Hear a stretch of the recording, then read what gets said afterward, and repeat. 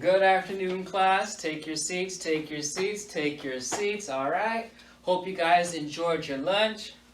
And now you're ready to learn science. Yes, this is my favorite time of the day. I know you guys like PE. I know you like lunch.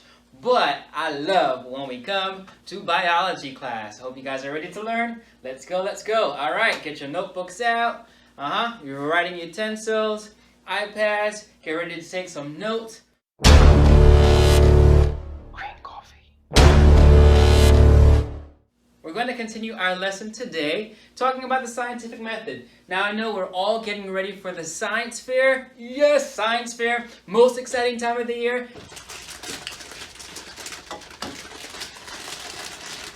The scientific method is essential when it comes to learning things about our world. We've been talking about that this week. We're going to continue to talk about it. I'm going to give you an example of a student from the past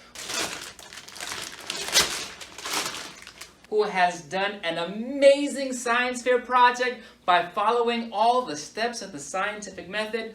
Yo, you got chips? Give me some. That way you guys have an idea of what it is you're expected to do with your project. What is that I hear? Why do I hear food? But sir, you can't hear food. Listen, I've been teaching long enough. I know what food sounds like. You guys know the rules. In the science lab, you cannot eat. Put it away. I know you have it. Nobody dying in here today. Put it away. And the title of her project was To Cleanse or Not to Cleanse. But why is this important? And this is a very good example because,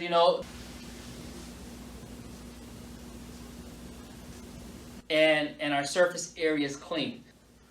No, seriously. Why is this important? Is so that you have an understanding of what you need to do when you do your science fair project by following the scientific method. Hakuna Matata. Why you did play instead of pay attention to the teacher? Johnny, I know you ain't playing with that CPR dummy again.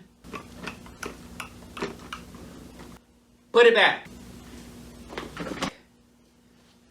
Scientific method. Alright, so the first thing you need to do for your science fair project is to choose your title. Your title has to, if I'm all the way across the auditorium and I see your board on the opposite side of the auditorium, I should be able to tell what your science fair project is about. We encounter bacteria in everyday life, and some bacteria are not harmful to the human body.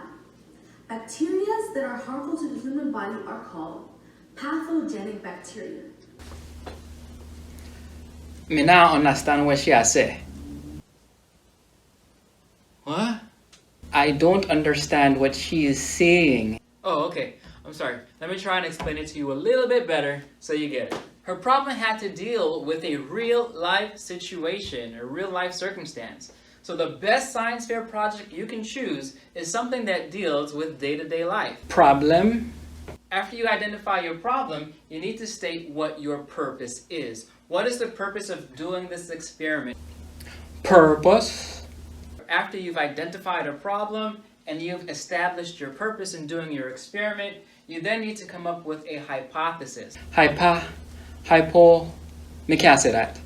Hypothesis. So you can see why having your data on your chart is very essential. Because if I don't understand what she's saying, I can just look at the chart and I can see with my own eyes the differences. So on your board, you do want to include your results. Your results tell us exactly what is said in the data portion of your board.